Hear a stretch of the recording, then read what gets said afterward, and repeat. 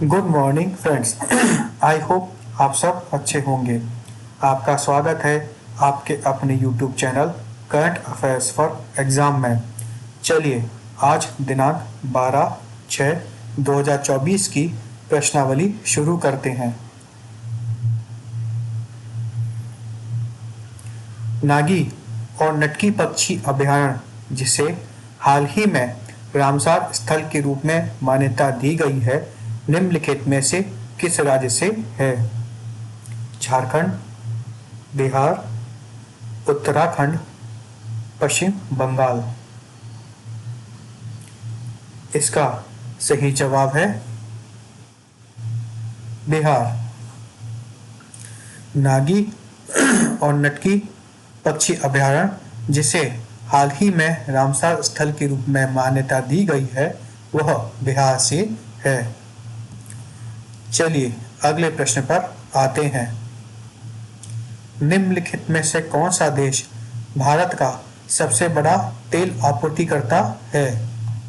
Saudi अरब, Iran, Iraq, रसिया। इसका सही जवाब है रशिया। रूस भारत का सबसे बड़ा तेल आपूर्तिकर्ता है। चलिए अगले प्रश्न पर आते हैं। प्रत्येक वर्ष विश्व बाल श्रम निषेध दिवस कब मनाया जाता है? 12 जून, 13 जून, 14 जून, 15 जून। इसका सही जवाब है 12 जून। विश्व बाल श्रम निषेध दिवस हर साल 12 जून को मनाया जाता है। बाल श्रम से तात्पर्य ऐसे किसी भी प्रकार के कार्य से है जो बच्चे की उम्र, शारीरिक और मानसिक क्षमताओं के लिए अनुपयुक्त हो। भारत संविधान 14 वर्ष से कम उम्र के बच्चों को खदानों या किसी भी खतरनाक व्यवसाय में काम करने से रोकता है। इस वर्ष के विश्व बाल श्रम निषेध दिवस का थीम है let's act on our commitment end child labour. चलिए अगले प्रश्न पर आते हैं। हाल ही में पाकिस्तान ने निम्नलिखित में से किस देश की मदद से पाकसैट MM-1 उपग्रह लॉन्च किया है? यूके, USA, रूस, चीन। इसका सही जवाब है चीन। हाल ही में पाकिस्तान ने चीन की मदद से पाकसैट MM-1 उपग्रह लॉन्च किया है। चलिए अगले प्रश्न पर आते हैं।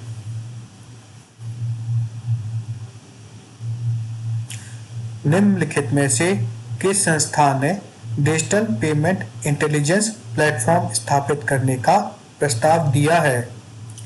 RBI, SIDBI, IRDAI, IFFCO। इसका सही जवाब है RBI। RBI ने डिजिटल पेमेंट इंटेलिजेंस प्लेटफॉर्म स्थापित करने का प्रस्ताव हाल ही में दिया है। Digital payment intelligence platform digital भुगतान की सुरक्षा और विश्वसनीयता को बढ़ाने के लिए है। चलिए अगले प्रश्न पर आते हैं। IPEF निम्नलिखित में से किस देश में स्वच्छ अर्थव्यवस्था निवेशक फोरम का आयोजन करेगा? Malaysia, Singapore, Indonesia, Thailand. इसका सही जवाब है सिंगापुर। IPEF अर्थात Indo Pacific economic framework for prosperity स्वच्छ अर्थव्यवस्था निवेशक फोरम के तहत एक पहल है। Indo Pacific economic framework for prosperity ने सिंगापुर के सिंगापुर में एक स्वच्छ अर्थव्यवस्था निवेशक फोरम आयोजित करने का निर्णय लिया है। फोरम का लक्ष्य टिकाऊ बुनियादी ढांचे, जलवायु प्रौद्योगिकी और नवीकरणीय ऊर्जा योजनाओं में निवेश जुटाना है। IPEF में सहयोग के 4 स्तंभ हैं, अर्थात व्यापार, आपूर्ति श्रृंखला, स्वच्छ अर्थव्यवस्था और निष्पक्ष अर्थव्यवस्था। Australia, Brunei, Fiji, Bharat, Indonesia, Japan, Korea, Malaysia, New Zealand, Philippines, Singapore, Thailand, USA और वियतनाम IPEF के 14 भागीदार देश हैं। चलिए अगले प्रश्न पर आते हैं। निम्नलिखित में से कौन सा देश हाल ही में तीसरा सबसे बड़ा सोना का खरीदार बन गया है? भारत, स्विट्जरलैंड, चीन, संयुक्त राज्य अमेरिका। इसका सही जवाब है भारत। भारत हाल ही में तीसरा सबसे बड़ा सोना खरीदने वाला देश बन गया है। चलिए अगले प्रश्न पर आते हैं। संजय कुमार अग्रवाल ने निम्नलिखित में से किस राज्य में GST भवन का उद्घाटन किया है? हिमाचल प्रदेश, उत्तराखंड, हरियाणा, उत्तर प्रदेश। इसका सही जवाब है हरियाणा। संजय कुमार अग्रवाल ने हरियाणा के रोहतक में GST भवन का उद्घाटन किया है। संजय कुमार अग्रवाल केंद्रीय अप्रत्यक्ष कर और सीमा शुल्क बोर्ड के अध्यक्ष हैं। केंद्रीय अप्रत्यक्ष कर और सीमा शुल्क बोर्ड वित्त मंत्रालय के तहत राजस्व विभाग का एक हिस्सा है। चलिए अगले प्रश्न पर आते हैं।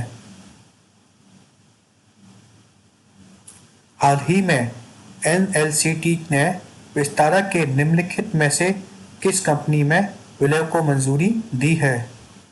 इंडिको, स्पाइसजेट, गो फर्स्ट, एयर इंडिया। इसका सही जवाब है एयर इंडिया। हाल ही में NLCT ने विस्तारा के एयर इंडिया में विलय को मंजूरी दे दी है। चलिए अगले प्रश्न पर आते हैं। निम्नलिखित में से किसे IIFT का कुलपति नियुक्त किया गया है? बलबीर सिंह, राकेश मोहन, शिव सुब्रमण्यम रामन, संदीप कुमार गुप्ता। इसका सही जवाब है राकेश मोहन। राकेश मोहन को IIFT का कुलपति नियुक्त किया गया है। फ्रेंड्स, आज का सेशन यहीं समाप्त होता है। आपको हमारा सेशन कैसा लगा कमेंट कर अवश्य बताइएगा तथा लाइक एवं सब्सक्राइब अवश्य कीजिएगा। धन्यवाद।